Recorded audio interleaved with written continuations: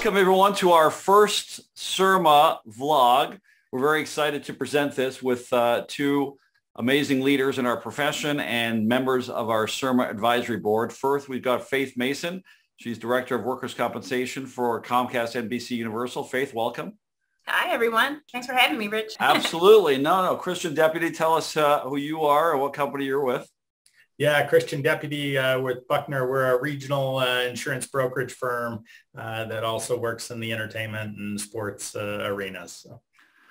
Welcome, Christian. So at SERMA, one of our mission statements is to keep our members on the cutting edge of new developments in the world of sports and entertainment risk and claims and insurance and legal issues. And the good news, and the reason we formed, is because these issues are springing up every single day. New issues that haven't been covered, that aren't being covered elsewhere. You will find those discussions here. And our first one ever is going to be on the slap heard around the world, right? The implications of the Will Smith incident at the Oscars about 8 days ago. So we're going to dive right into what, if any, exposure is there, both on a workers' comp perspective, which is Faith's area, and also from a liability perspective. So we're going to start by talking about the workers' comp exposure. Faith, what types of people do you think might file a claim in the wake of the slap? Sure. And thanks, Rich, for having me to talk about this topic. The folks that I see being able to file a claim, or at least put forth that an injury could have happened to them, would be on-air talent. Right? They were there that night working. The ones who were working the show could file a claim because for PTSD would probably be the thing that, or a traumatic mental experience would be what I would think. Potentially some seat fillers, folks that are working the event as people just sort of holding places for people of know or people to see at those types of awards. They could definitely feel as though maybe they'd be nervous about attending another such event. I think the Grammys was this weekend past, right? So maybe those same seat fillers might have been asked to come to that event. And then they were saying, oh no, I'm too nervous. I'm too scared. It was too traumatic, which could be potential for showing the actual damages. Or, the other group that I mentioned was on-screen talent. That's the one to worry about because those could be the big dollars where they're saying as a result of this and feeling the brunt of the trauma that they can no longer go on stage. And how does that work in terms of workers' compensation? Yeah, it's really interesting because I think you're right. There's a whole class of employees that might be claimants. And at first blush, you think, well, why are we even discussing this, right? Because if anything, there might be criminal liability for Will Smith. I think that's been discussed extensively. And right now, to date, the LAPD has not brought forth criminal charges.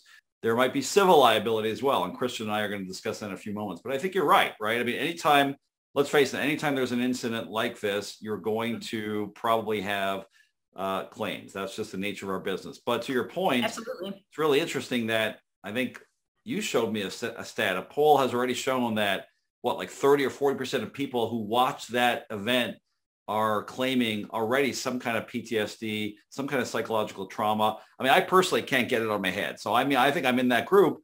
But does that mean that people will file claims? Probably. And I think you're right. And we know, for example, that you don't have to be a physically injured claimant not in file California. A claim. Maybe you could talk about that a little bit.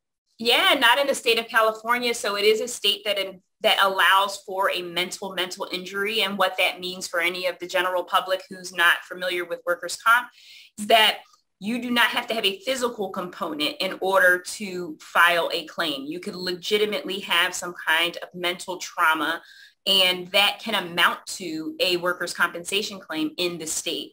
Now, granted, California does have some provisions from an employer perspective, which says that, right, you've got to have 51% of the contributing factor to your mental issue being work, right? And then you also have to be able to show realistic and actual damages, meaning that you can no longer go forward with working as a result of whatever happened to you, whatever traumatic experience you had, as well as showing that you are mentally incapable of doing that. So that implies some type of medical treatment that you're having that will support what you are saying or alleging has happened as a result of the incident, in this case, the slap. Yeah, and it's really interesting. I mean, Illinois, where I am, for example, I'm in Chicago, it also allows for mental, in addition to physical mental. It's very liberal. But you do have to show as a petitioner, as a claimant in my state, as in many states, that your trauma is related to a single defined traumatic event. Now, that's obviously the case here, right? Usually you fight those issues because it's hard to pinpoint which incident caused the trauma. In this case, the whole world saw the event. So the whole world saw your trauma. So this is not one of those cases where you won't be able to prove what the event was, because we have it on tape from many different angles, from all different vantage points. But the crux of the case is going to be, from a workers' compensation standpoint, being able to prove that it's 51% of your mental condition, right? So you have no pre-existing history of ongoing mental traumatic things in your personal life, as well as the damages, How are you not able to work moving forward? Right. That's going to be the crux of it, even for talent.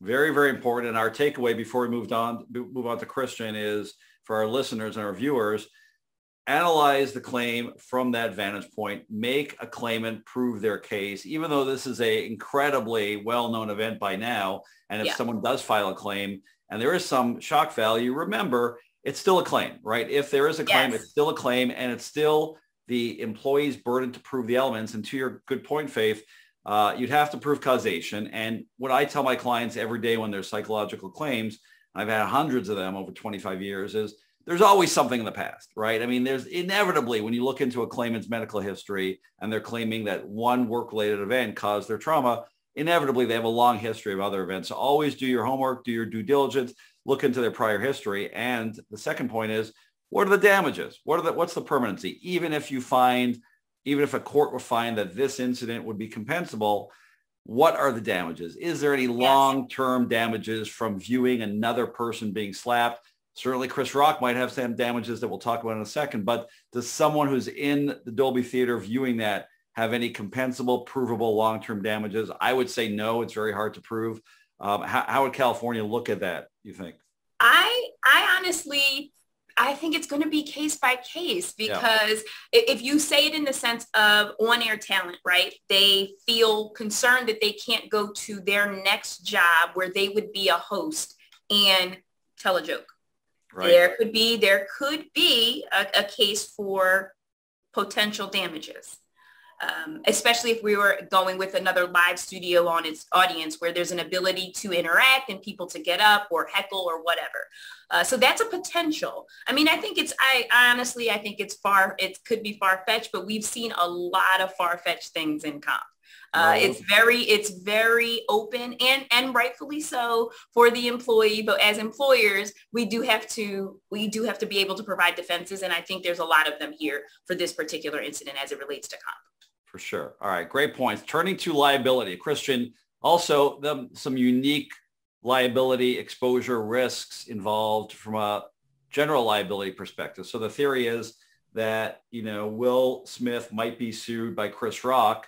That's probably the more likely avenue, even though it seems like Chris Rock wants to move on. We don't know. It's been only a short amount of days, an incredibly small amount in the world of claims, right? When we understand that people frequently don't actually file a claim or a lawsuit until sometime after the event, Chris Rock has plenty of time to do so. So if Chris Rock pursues a liability complaint against Will Smith, that seems pretty clear, cause and effect. He was the victim.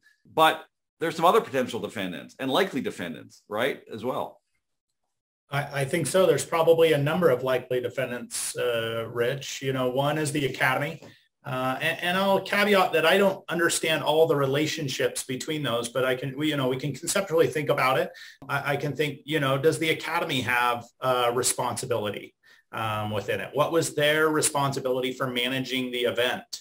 What about, do they contract with third-party providers. I don't know if there's a management company that that's managing the event. Maybe there's a security company that's managing the event. What about contracts with the members? Probably my understanding is the Academy, it's a membership. So Will Smith is a member of the Academy. My guess is there's a contract that stipulates some terms and conditions within it. So these are areas that we'd want to explore, both from a coverage standpoint, how the carriers may respond, who may be liable, where things may rest there. So I think it's very early, right? We don't understand all of the parties, but there's certainly a number of different parties that may have some liability in this. There may be some perceived negligence. And I'm sure there'll be a number of insurance carriers looking at this that are probably have limits, either from Will Smith's own personal policy, the Academy's policy, different vendors that might have been involved. The theater, I don't know if the theater is owned by the Academy or operated by someone else. All these interested parties we'll need to explore this. And like you say, it's way early, right? We don't know. We don't fully understand what the potential damages or implications may be. And as those develop, we'll have to explore these different avenues. But there's a lot of different directions where this could go right now. Yeah, really interesting. I want to jump into a couple of points you raised. Number one, the contract that the member, being Chris Rock, might have signed. Certainly, it would be hard, though, to argue, as someone who argues every day, that a plaintiff is either more at fault than my clients or somewhat at fault.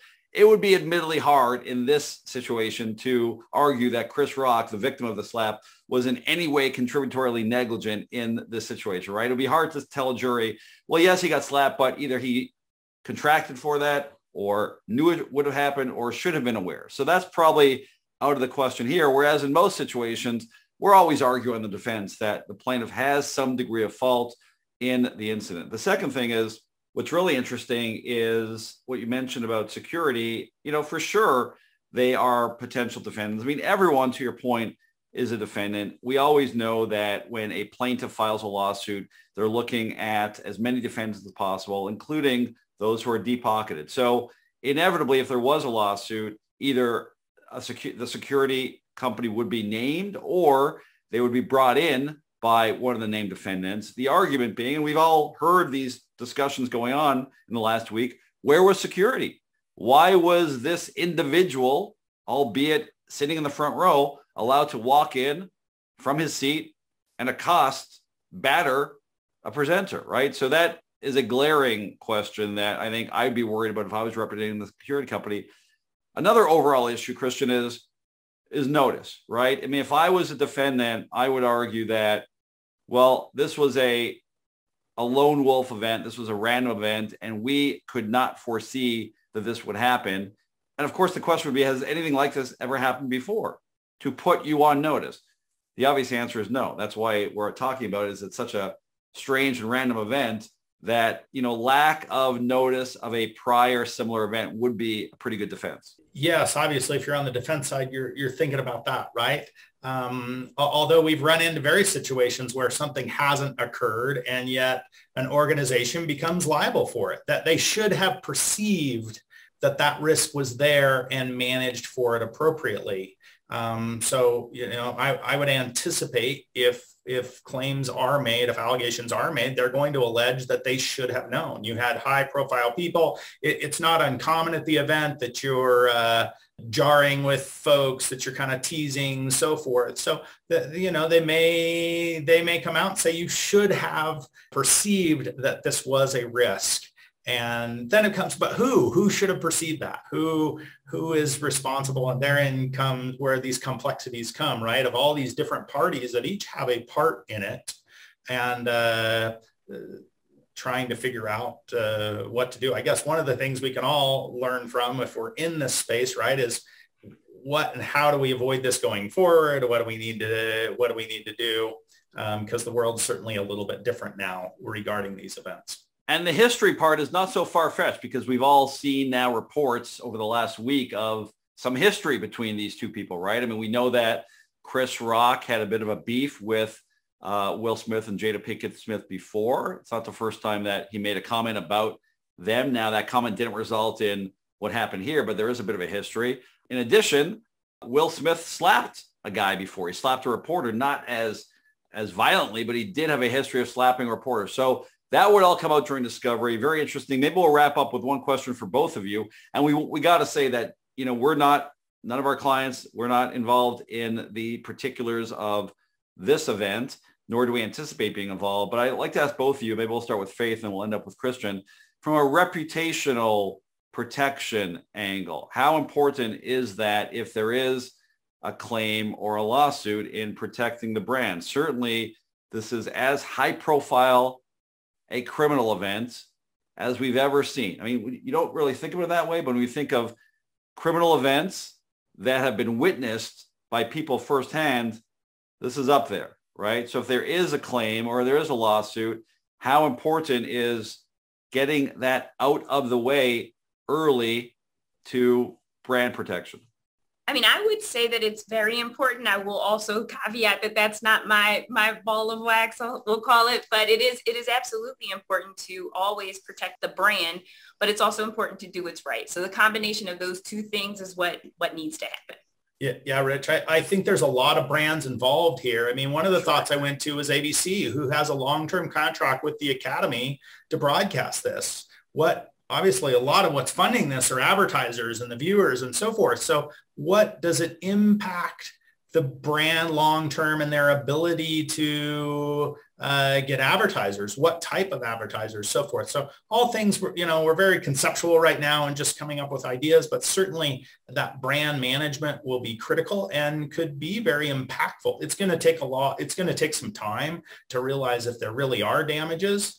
Sometimes these adverse events do just the opposite, right? They drive more viewership. They drive more advertisers that want, even though they don't agree with what has occurred, it does change there. So yes, there's, I think, a lot of different parties that are probably concerned about the brand, the Academy, the advertisers, so forth. And I'm sure everybody's thinking about that, trying to figure out what that looks like down the road.